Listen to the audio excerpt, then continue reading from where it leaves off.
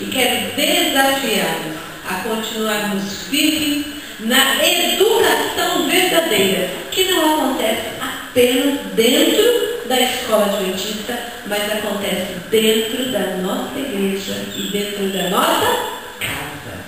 Dentro da nossa casa. Sabem, irmãos, que a educação adventista hoje é a maior rede educacional unificada do mundo. Amém. Amém. Sabe que em 1872, essa escola começou sob a orientação de Deus.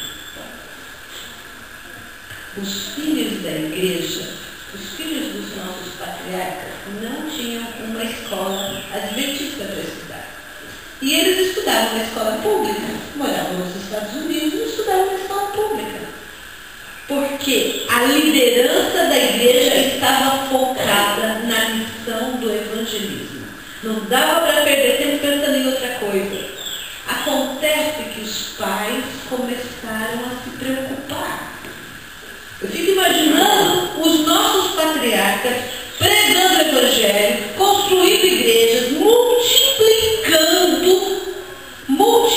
as doutrinas da nossa igreja, multiplicando os fiéis, e o filho chegava em casa. Assim, sabe o que eu aprendi, pai? Que de repente o que você está falando pode não ser tudo verdade.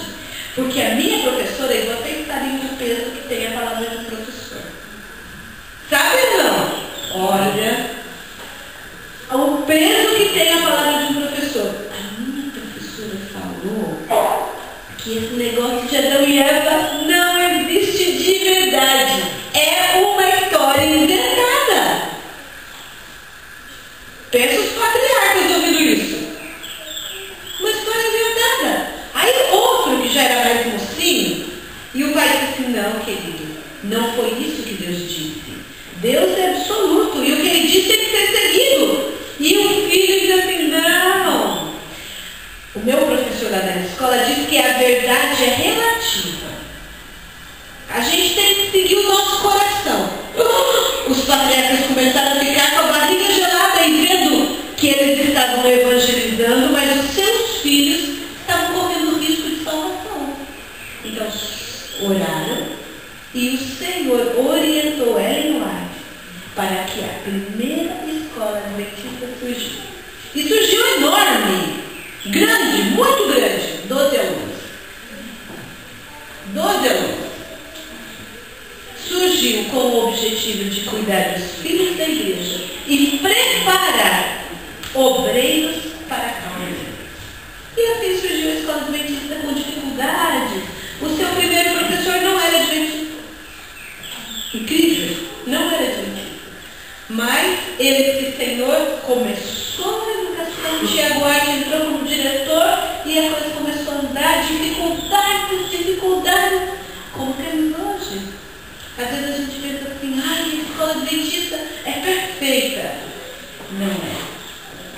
Não é perfeita, assim como a nossa igreja não é perfeita, assim como a nossa família não é perfeita, mas é melhor estar dentro da arca do que fora dela. Não é, irmão? Por isso, hoje, eu quero conversar com vocês sobre a educação verdadeira. E eu não quero falar sobre a educação adventista. Eu quero falar sobre a educação verdadeira. E eu quero começar com um texto de Ellen White. E esse texto está no livro Educação, na página 30. E ela diz assim, no mais alto sentido, a obra da educação e da redenção são uma. Então, se você for fazer a educação verdadeira, a obra da educação e da redenção são uma. Se você estiver educando os seus filhos e estiver preocupado só com as coisas desta terra, você não está fazendo a educação no mais alto sentido. Continua. Pois, na educação, como na redenção, ninguém pode pôr outro fundamento, além daquele que já está posto. Tanto na redenção como na educação. Ninguém pode pôr outro fundamento, além daquele que já está posto, o qual é Jesus Cristo. Então a gente já sabe, a verdadeira educação é aquela que tem como fundamento Jesus Cristo. Pronto. Onde acontece a educação, gente? Onde? Em casa. Onde mais? Na escola. Onde mais? Na igreja. Onde mais?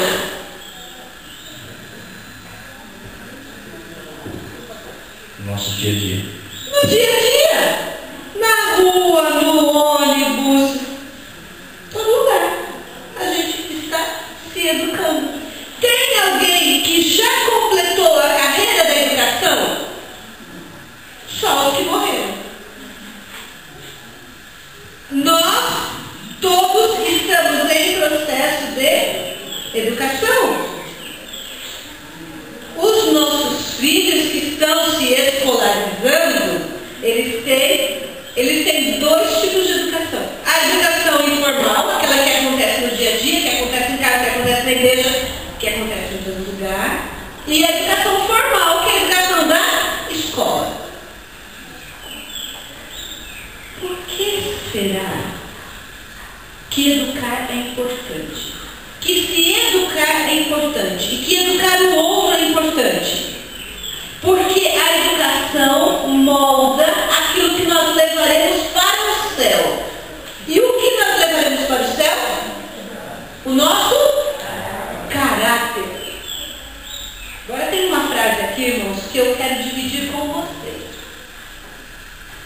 E essa frase me faz lembrar de um cidadão da Bíblia. Essa frase eu quero dividir com vocês.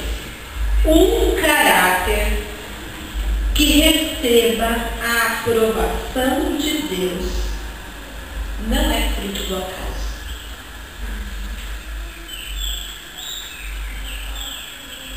Um caráter que receba a aprovação de Deus não é fruto do acaso. Fruto do acaso, nós vamos pelas nossas tendências o quê? Pecaminosas. Fruto do acaso, a gente vai pelo que é mais gostoso. Não é? Vai pelo que é mais gostoso. Fruto do acaso, não acontece o caráter que receba a aprovação de Deus. Eu me lembro de Eli. Lembra-se de Eli? Quem que é Eli, gente? Sacerdote. Vamos trazer para os nossos dias, ele era o quê? Era pastor. Ele era pastor. Pastorzinho ou pastorzão? Ele era pastorzão. Ele era pastorzão. Ele era top do sacerdote. Top do sacerdote. Eu quero convidá-los a abrir em 1 Samuel. Pega a sua Bíblia. 1 Samuel, no capítulo 2. 1 Samuel, capítulo 2.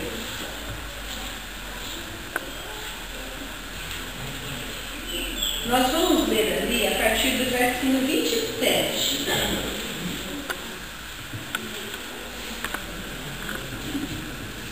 Veio um homem de Deus a Eli e lhe disse: assim diz o Senhor, não me manifestei na verdade à casa de teu pai, estando os israelitas ainda no Egito na casa de Faraó? Eu o escolhi dentre todas as tribos de Israel para ser o meu sacerdote, para subir ao meu altar, para queimar o incenso e para trazer a escola sacerdotal perante mim. E dei à casa de teu pai todas as ofertas queimadas dos filhos de Israel. Porque pisais aos ofertas, os meus sacrifícios e as minhas ofertas de manjares que ordenei que me fizessem da minha morada? E tu, porque honra aos teus filhos mais do que a mim, para tu e eles vos engordarem das melhores de todas as ofertas do meu povo? Portanto, diz o Senhor Deus de Israel, na verdade, dissera eu que a tua casa e a casa de teu pai andariam diante de mim perpetuamente. Porém, agora diz o Senhor, longe de mim tal coisa, porque aos que me honrarem, honrarei, porém os que me desprezarem serão desmerecidos. E aí vem de Deus a sanção para Eli. Eli foi escolhido como sacerdote. Ele tinha um dever. Nós pais temos o mesmo dever. Nós pais fomos escolhidos como sacerdotes. Nós pais temos um dever. E pensando na vida de Eli, eu pensei, não é possível. Porque se o caráter, não se constrói o caráter, é aprovado por Deus. Não se constrói por acaso, é coisa que dá trabalho.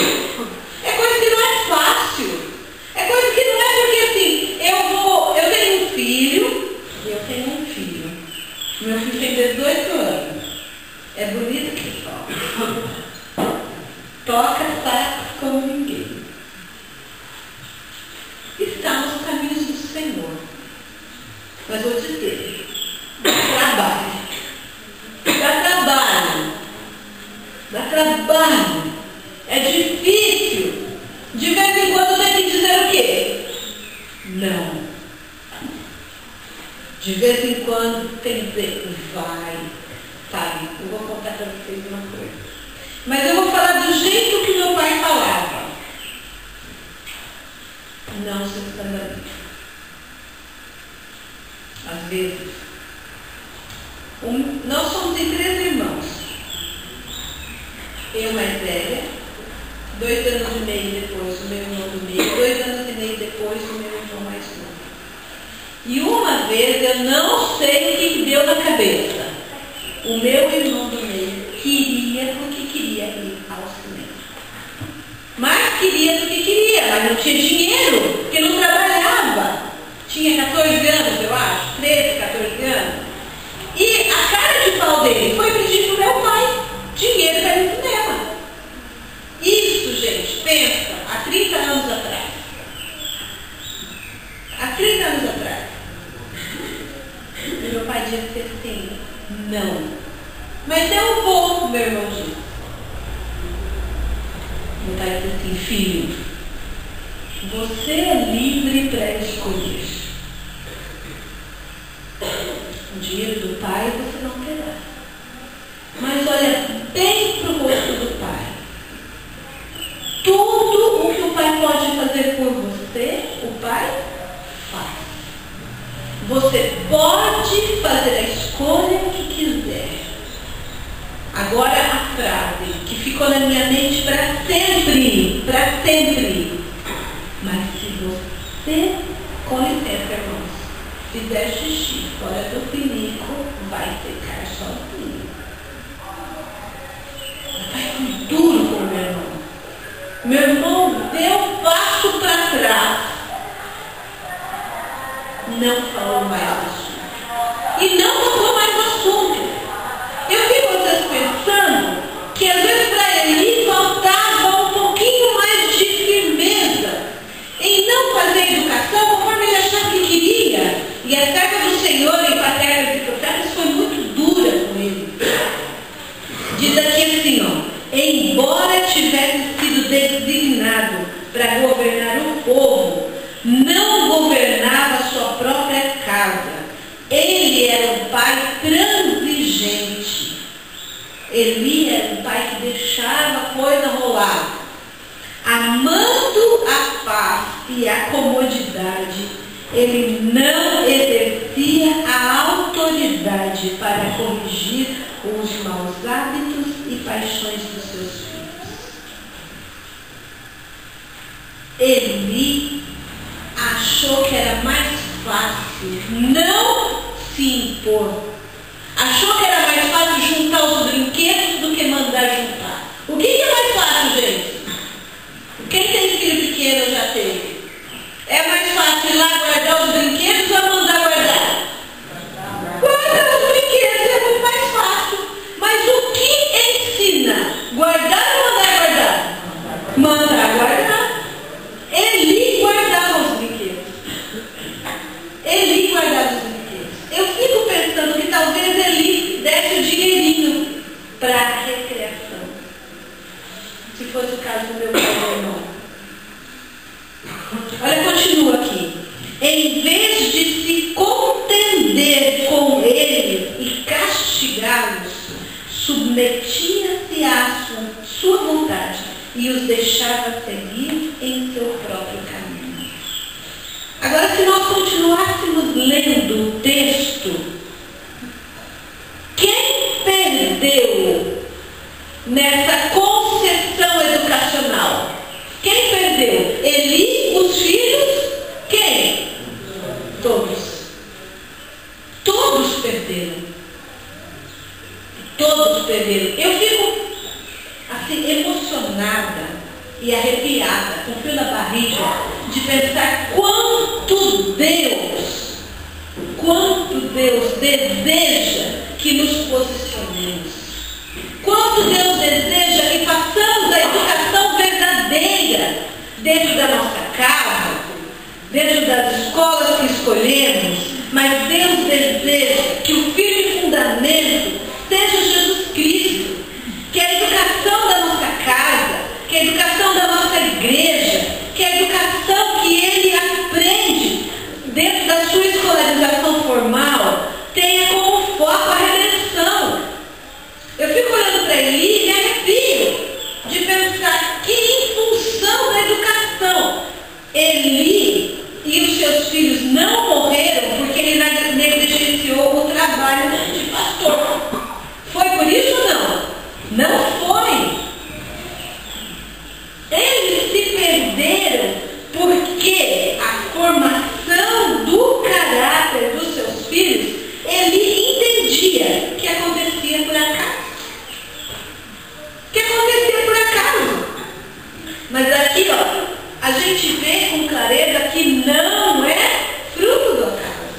Que não é fruto do acaso. Que nenhum de nós se constrói fazendo concessões. Se nenhum de nós, queridos jovens que estão me ouvindo, nenhum de nós se constrói o caráter pela aprovação de Deus com um chavão. Não dá nada. Dá. Não dá nada, é chavão de Satanás. Não dá nada, é chavão de Satanás. Nós temos claramente, pela palavra de Deus, que a educação que eu tenho que primar, o desenvolvimento do meu caráter, o sonho da redenção, tem que ter firme fundamento Jesus Cristo. Mas senhor, isso é pesado demais. Isso é muito demais. Então eu não posso escolher nada de bom. O nosso Deus só nos oferece coisas boas. E Ele não quer que nós tratemos essa escolarização para o céu como algo pesado. Não, eu lembro de um casal, uma moça que estava se preparando para o casamento. Aqui tem alguma moça se preparando para o casamento? Deve ter. Mas lembre-se você que já se casou. Ou você que está se preparando para o casamento. Ai, como é bom. Misericórdia. Antes de casar, você já começa a pensar na recepção, no vestido, começa a pensar na casa, e começa a se preparar. E essa moça que eu estou falando para vocês, ela começou a passar por essa alegria de se preparar para o casamento. O rapaz que ela estava namorando e queria se casar com ela, era o rapaz dos sonhos dela.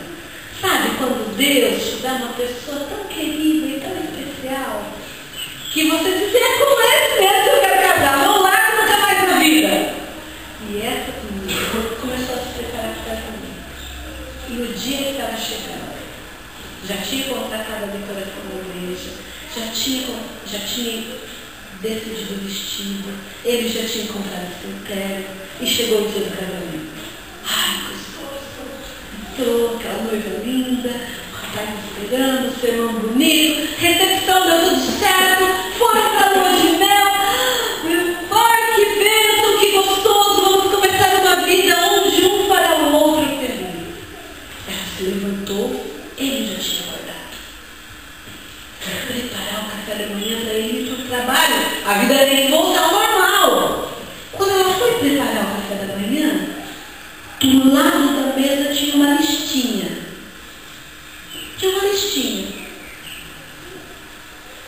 Prepare o café da manhã, arrume a casa, almoço, 12h30, chinelo na porta do banheiro, toalha no banheiro. É brincadeira, né? Não pode ser uma brincadeira, não é possível.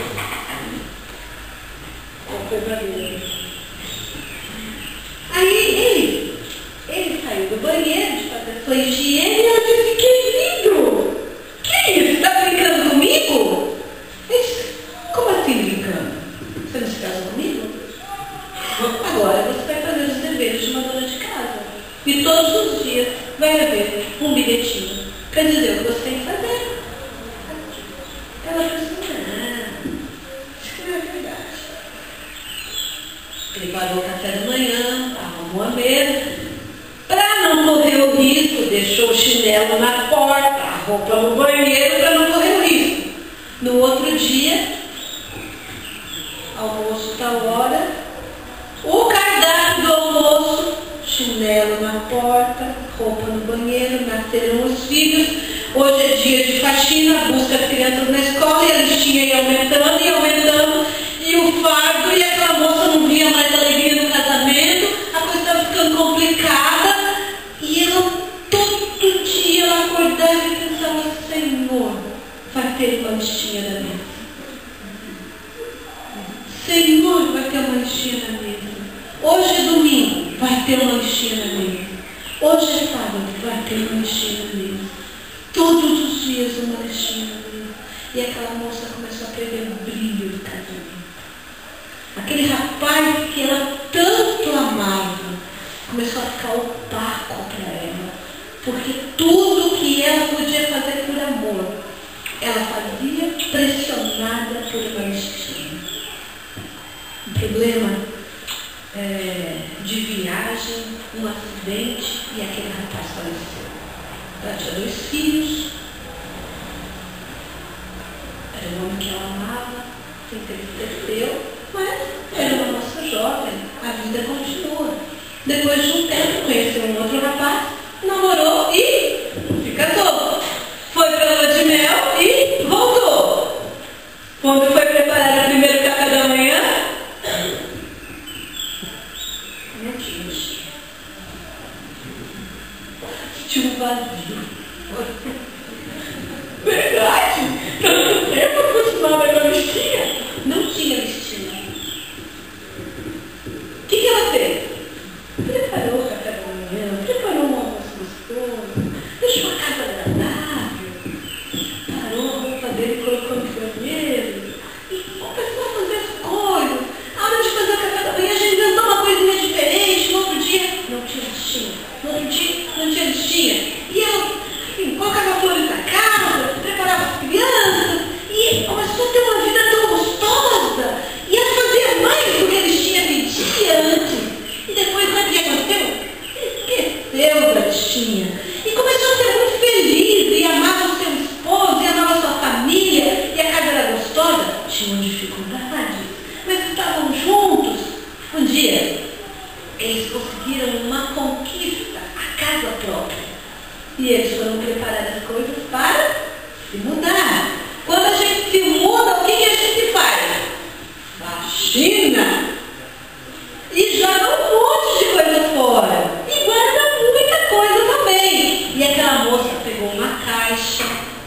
começou a jogar os papéis fora. Lá embaixo da caixa, amarelinho, um papelzinho assim. O que ela encontrou? Uma listinha.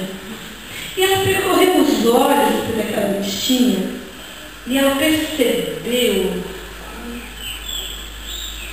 que aquela listinha era apenas parte do que ela fazia. Apenas parte do que ela fazia. Porque hoje, sem listinha, ela fazia muito mais. Porque ela fazia por amor. Porque ela fazia sem pressão. Porque ela fazia porque amava o seu esposo e os seus filhos. Descartou a listinha e continuou crescendo como esposa feliz. Sabe, queridos irmãos, o nosso Senhor quer que os vivamos. Ele quer que cresçamos. Ele deseja que nos desenvolvamos. Porém, sem listinha. Sem listinha. O Senhor Deus deseja que a igreja tenha certeza do seu foco. Que a igreja ensine os seus membros no caminho que devem andar. O Senhor Deus deseja que nós sejamos filhos. Que nós saibamos como ensinar, como educar. Aqui na igreja, lá na nossa casa, a Bíblia diz com clareza de Provérbios: ensina o menino no caminho que deve andar. Ensina. É imperativo. É uma ordem. Ensina. Mas ensina com amor. Não ensina por obrigação. Não ensina com peso. Não. Ensina no caminho em que deve andar. Sabe? Existem muitos fatores que influenciam na educação e nós citamos aqui alguns deles. Nós citamos o dia a dia, a igreja, a escola e a nossa família. O tempo de influência de um juvenil e adolescente desses fatores se mede assim. 86% do tempo de influência educacional. Estou falando de escola? Não, estou falando de educação. 86% é a influência da família. 86% é a influência da família. 13% é a influência da escola. 13% é a influência da escola. Sobrou para a igreja quanto? 1% é a influência da igreja. Só, professora, tempo de influência. Uma família que traz os seus filhos para a igreja sábado, domingo e quarta. E quantas fazem isso?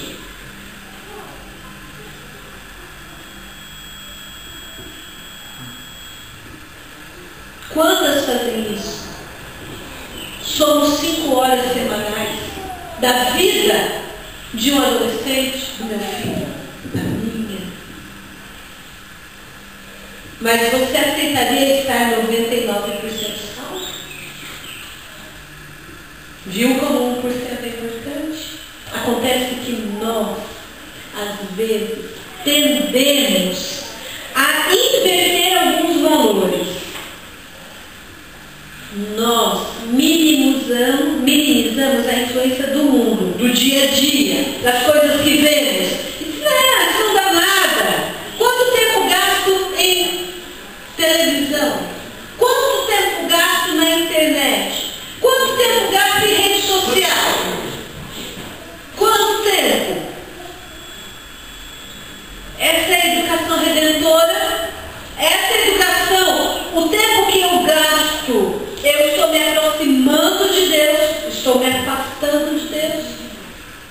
Eu devo ter acesso a esses meios de comunicação? Sim, mas com critérios, sabendo Sabendo que o caráter aprovado por Deus não é fruto do acaso. E a influência do mundo não pode ser minimizada. A gente tem que estar atento. Tem que estar atento. Eu quero que vocês abram comigo no texto de 1 Pedro 5,8. Vamos lá para o finalzinho da Bíblia. 1 Pedro 5,8.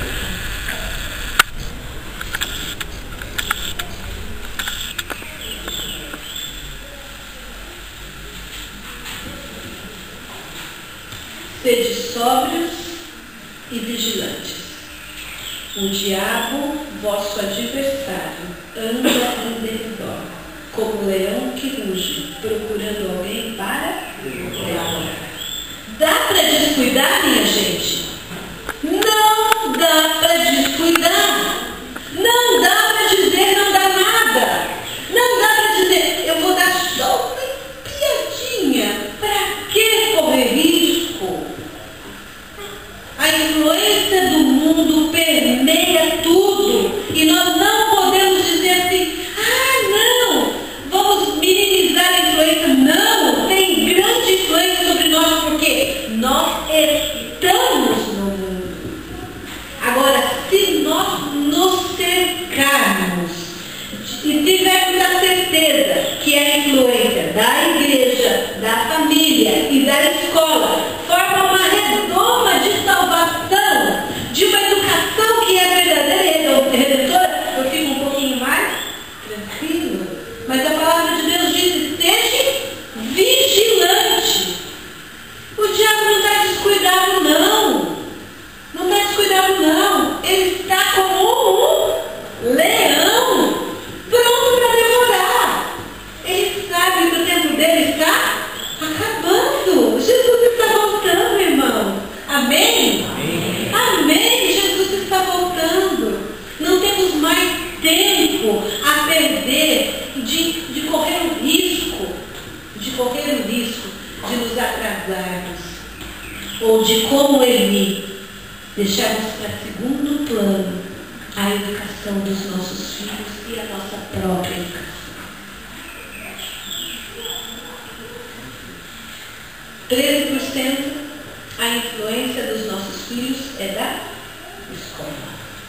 Aqui está um pouquinho longe de Joinville, mas tem gente que tem famílias que levam os seus filhos lá para Joinville para garantir os 13%.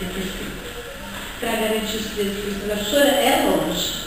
Vamos orar, irmãos, para que Deus abra as portas. Quem sabe é plano de Deus na escola aqui, né, Rocha? Amém?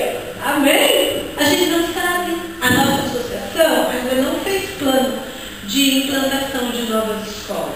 Por quê? Temos que estruturar as que ainda temos. Mas vai entrar no plano dessa nova associação.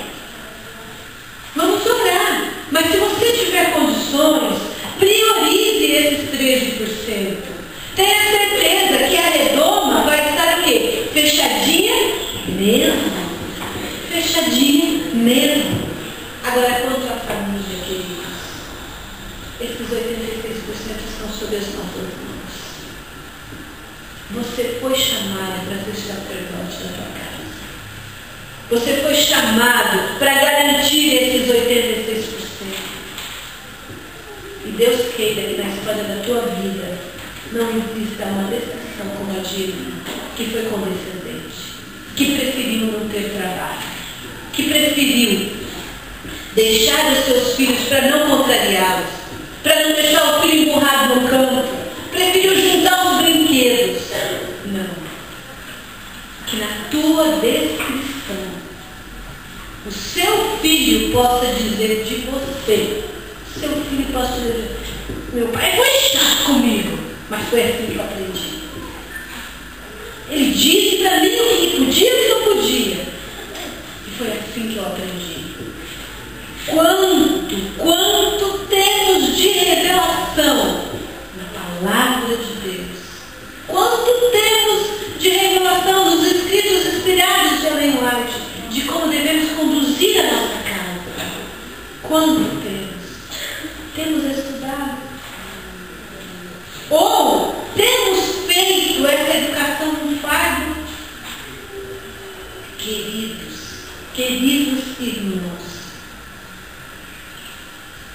Diz deixa eu pegar aqui o nome dele, não decorei, comentarista bíblico, Norman Champlin, diz que existem 3 coisas que os pais podem deixar aos seus filhos. Exemplo, exemplo e exemplo. Que o Senhor possa abençoar a sua família. Que o Senhor possa abençoar a nossa igreja. Que o Senhor possa abençoar a nossa escola. Para que possamos fazer a verdadeira educação.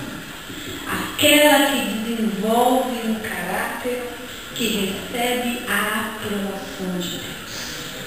Que nós possamos lutar com as armas do Espírito, para que a nossa casa seja tão agradável e segundo a vontade de Deus, que não vivamos sob estímulos, mas vivamos amorosamente abraçados com o nosso Deus. Que a educação verdadeira realizada na igreja, orem por nossas escolas, realizada nas nossas escolas e realizadas dentro da sua casa, tenha o firme fundamento Jesus Cristo. E se estiver difícil,